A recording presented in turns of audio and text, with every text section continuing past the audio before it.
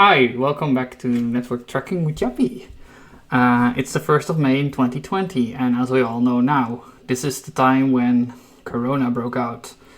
Actually, this time was really wild in my life for different reasons. I just started this consultancy job, and I actually managed to get like a placement in the first 2 months, which is pretty good time.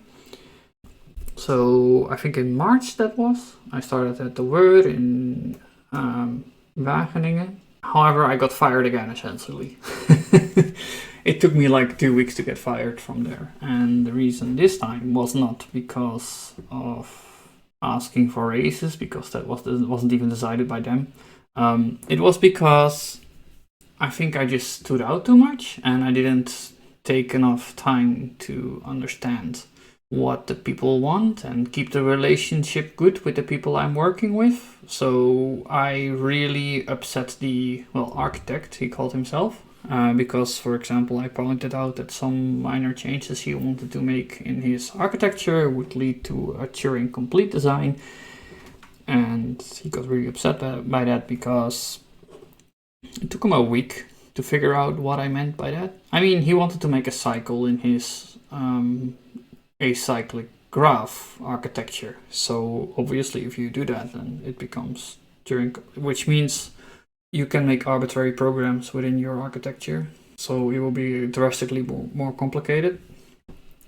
Anyway, I think the issue here was not that I pointed this out. I think the issue here was that I pointed it out and I didn't manage to keep a good relationship with him, which you can point technical details out like that after you've built a relationship. But this was in the first 2 weeks of me starting there. So I just roughed his feather, I guess. And they just decided to get rid of me because I was a temporary force anyway. So yeah, I learned this lesson the really hard way. You gotta keep relationships good with the people that you're working with in short-term hiring.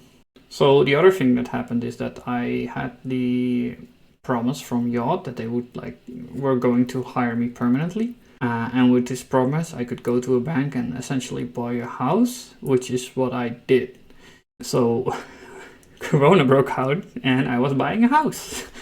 At the time this was kind of crazy because the world was literally on fire, and I remember talking with my parents about this. They were considering to cancel it, but we were like, we would have nothing to do anyway, so you guys can all help me fix up the house and make it livable. And they were like, yeah, sure, let's just do it.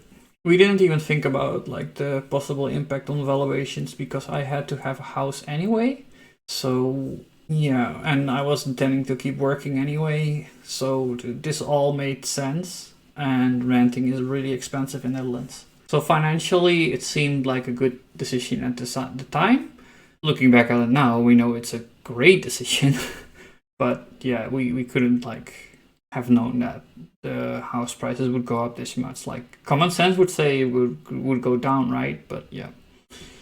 And I was ready to take a loss of 30,000-40,000 because I just no longer wanted to rent, and I no longer wanted to live with my parents either.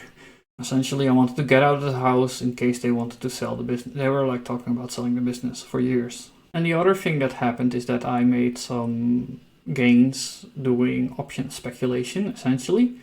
And this sort of offset most of the transaction costs of the house, because you would expect my net worth to go down quite a bit after buying a house, because there's transfer tax and closing costs. But due to my gambling with options, I had no idea how options worked. It turned out to be quite well. Well, anyway, let's look at the numbers so we can see it. So I had about 33 euros in cash. I had 5,000 on the checking account.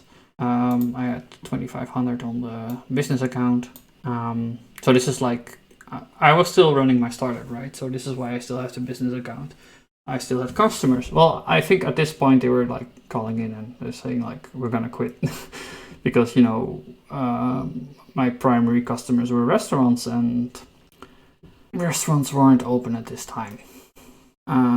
This is 17,000 this probably, the accounts receivable column means that some money is in transfer for some reason or another. I'm not sure why it wasn't transfer. I was probably like moving out money from this bank account to Interactive Brokers, because I remember at the time I wanted to get rid of this broker because they broke down in Corona pandemic, and I wanted to have like a more reliable broker in case of other like stock market meltdowns, that at least my brokerage doesn't like break, and this one broke. At least two of them, but yeah, I wanted to have Interactive Brokers, which is another broker. And then like the new thing we have on the balance sheet is the house, which I bought for 175,000 euros. We still have the crypto for some reason, and we have now our 22. The student debts are the same, it's 21,000 euros, and then we got the mortgage on the other side. So this is a liability which I signed up for, and the mortgage is at 1.17% interest. So once again, I'm in a situation where I got this amazing deal, and I'm like, I don't want to pay this back. This is lower than inflation, right? Like the expected amount of inflation is 2%. I'm paying 1.17%. So you would say that over time, this debt is just, the debt payments are going to get lighter over time. Aside from the principal going down, like even if I didn't do any down payments, the load would become lighter. Anyway, like the assets and liability are now all jumped up. So I've suddenly got a bunch of more liabilities and I got a bunch more assets. But the net result is that I only increased my net worth with about 1,500 euros. And some of this is like paychecks, and some other of this is like speculation with the options. But I learned my lesson as well with the options. You know, the CFD ticked me on the fingers once, and the option also ticked me on the fingers because I think I was up like 20k, and then I got IV crushed.